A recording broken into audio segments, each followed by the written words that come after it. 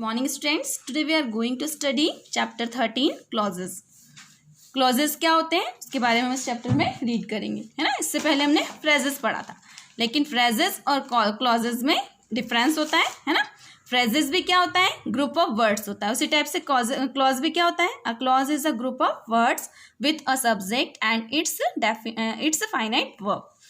Clause क्या है, शब्दों का समूह होता है जिसका सब्जेक्ट भी होता है और जिसकी फाइनाइट वर्ब भी होती है, ठीक है। और फ्रेजेस में हमने क्या पढ़ा था, फ्रेजेस क्या होता है, वो भी ग्रुप ऑफ वर्ड्स होता है एंड उसका ना तो सब्जेक्ट होता है ना ही कोई फाइनाइट वर्ब होती है, ठीक है।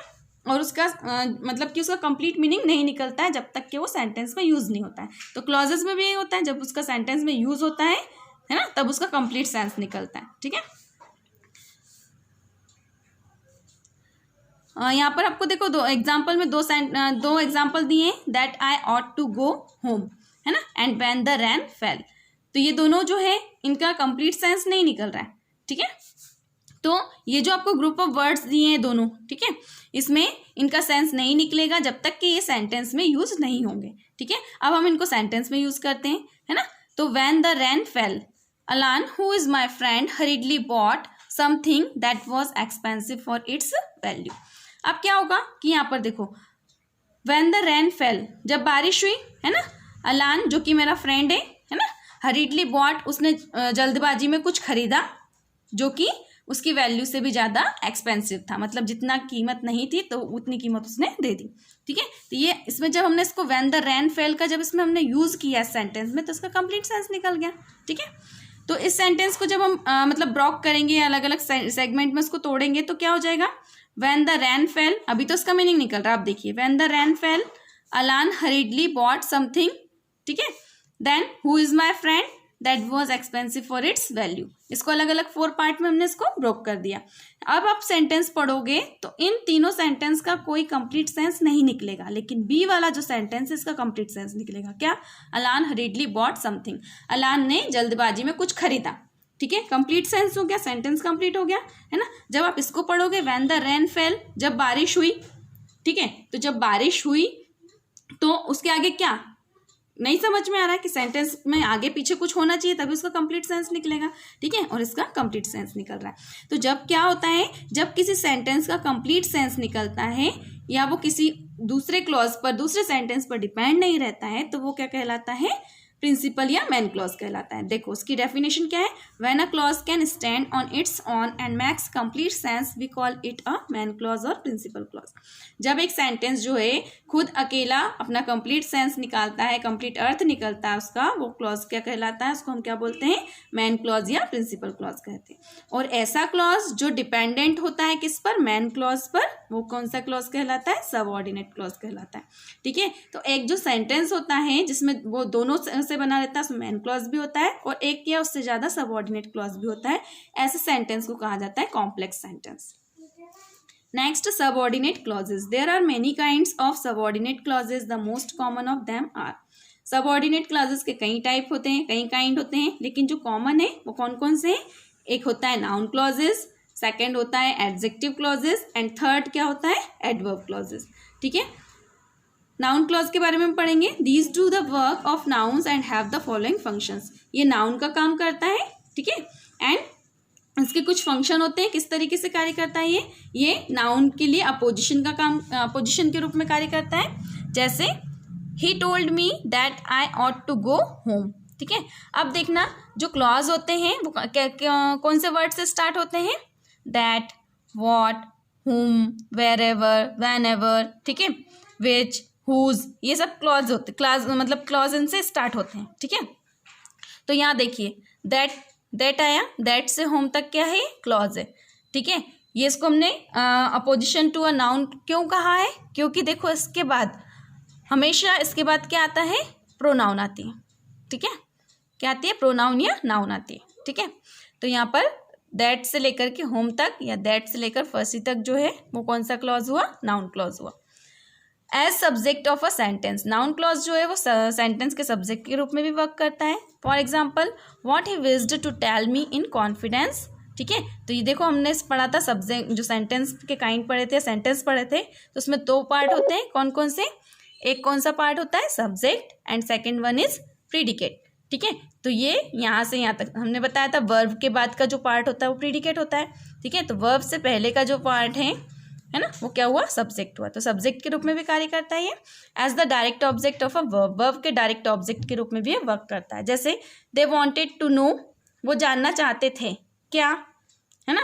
तो हमको सेंटेंस में जिससे क्या का मीनिंग मिलता है, क्या का रिस्पॉन्स मिलता है, वो क्या कहलाता है, जो वर्ब है उसका ऑब्जेक्ट कहलाता है। जैसे why I had reveal their secret, मतलब मैंने उनका सीक्रेट क्यों रिवील किया। ठीक है, तो ये क्या हुआ, उसका ऑब्जेक्ट हुआ। As the complement in a sentence, sentence के कॉम्प्लीमेंट के रूप में, for example the thief's ability to disappear without a trace was क्या, वॉट पजल्ड द पुलिस, जिसने पुलिस को क्या किया, पजल्ड कर दिया। मतलब जो थीफ की गायब होने की, बिना निशान छोड़े गायब होने की जो एबिलिटी थी, उसने क्या किया, तो उसने क्या किया, पुलिस को पजल कर दिया। ठीक है, तो ये सेंटेंस को कंप्लीट कर रहा है, what puzzled the police. Next, as the object of a preposition, और प्रीपोजिशन के ऑब्जेक्ट के रूप में वर्क करता है। For example we were amazed at what we read in the newspaper. अब देखो, वॉट से लेकर न्यूज़पेपर तक क्या हुआ, क्लॉज हुआ, लेकिन किस रूप में वर्क कर रहा है ये प्रीपोजिशन के ऑब्जेक्ट के रूप में वर्क कर रहा है, क्योंकि इससे पहले क्या है, प्रीपोजिशन। ठीक है, तो जब भी क्लॉज से पहले प्रीपोजिशन होती है तो वो कैसे वर्क करता है, वो प्रीपोजिशन के ऑब्जेक्ट के रूप में वर्क करता है। Then adjective clauses, these do the work of adjectives. Adjective clauses जो रहते हैं वो एडजेक्टिव के रूप में वर्क करते हैं, एडजेक्टिव का वर्क करते हैं। एडजेक्टिव क्या होते हैं, हमने पढ़ा था, एडजेक्टिव जो कि नाउन की विशेषता बताता है उसको हम एडजेक्टिव बोलते हैं। ठीक है, तो इसमें क्या होता है, हमने नाउन क्लॉज में पढ़ा था कि नाउन क्लॉज के पहले क्या, के बाद क्या आता है, प्रोनाउन या नाउन होती है। ठीक है, यहाँ ऐसा नहीं है ना। इसमें देखेंगे हम अ मैन, मैन क्या है, नाउन है। Who is rich is sometimes envied by others। ठीक है, अब देखो अ मैन जो है ये क्या है, नाउन है। अब नाउन को डिस्क्राइब करेगा, हु इज रिच, मैन कौन, जो कि रिच है। ठीक है, तो हु इज रिच कौन सा क्लॉज हुआ यहाँ पर, एडजेक्टिव क्लॉज हुआ। ये नाउन को मॉडिफाई कर रहा है या उसको क्वालिफाई कर रहा है। ठीक है, दिस इज द मैन, अब ये मैन हुआ। ठीक है, नाउन के बाद आता है। ठीक है, ये द मैन हुआ, द मैन क्या है, नाउन है। नाउन के बाद क्या आ गया, आई मैट ऑन फ्राइडे। अब यहाँ पर क्या छुपा हुआ है, हुम, यह वही मैन है जिससे मैं फ्राइडे को मिला था। ठीक है, तो आई से लेकर फ्राइडे तक कौन सा क्लॉज हुआ, एडजेक्टिव क्लॉज हुआ। देन हम पढ़ेंगे adverb clauses. These do the work of adverbs, ये एडवर्ब का वर्क करता है। ठीक है, द इंडिकेट, ये क्या इंडिकेट करता है, where, when, how, why, with what result the action of the man verb takes place।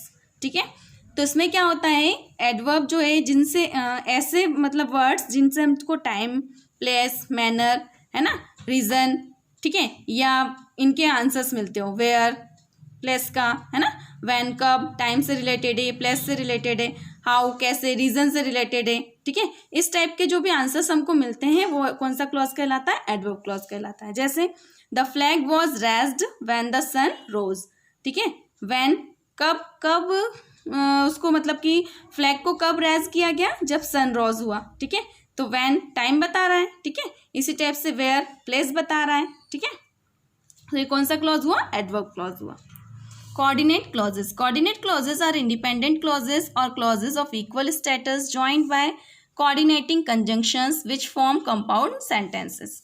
Coordinate clause जो है वो इंडिपेंडेंट क्लॉज होते हैं, ये किसी पर डिपेंड नहीं होते हैं, या इक्वल स्टेटस के क्लॉज होते हैं। ठीक है, इनको कोऑर्डिनेटिंग कंजंक्शन से जोड़ा जाता है और जिससे क्या होता है, कंपाउंड सेंटेंस बनता है। ठीक है, मतलब दो सेंटेंस को मिलाकर एक सेंटेंस बनाया जाता है।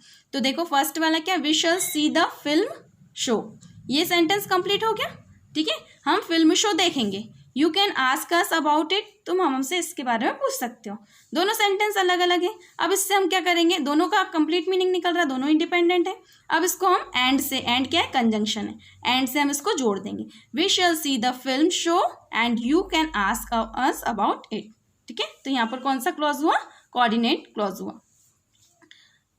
There are as many clauses as there are finite verbs, जितने क्लॉज होते हैं उतनी ही फाइनाइट वर्ब होती है। ठीक है, in a complex sentence there must be at least a main principal clauses. एक जो कॉम्प्लेक्स सेंटेंस होता है उसमें कम से कम एक प्रिंसिपल क्लॉज जरूर होता है। ठीक है, in a compound sentence there must be at least two main clauses. Compound sentence कब बनता है? जब उसमें टू मैन क्लॉज होते हैं। जैसे यहाँ पर टू मैन क्लॉज हुआ, इसको एंड कंजंक्शन से हमने कंपाउंड सेंटेंस बना दिया। ठीक है, तो ये था हमारा क्लॉजेस वाला चैप्टर। इसकी एक्सरसाइज हम नेक्स्ट वीडियो में करेंगे। Thank you.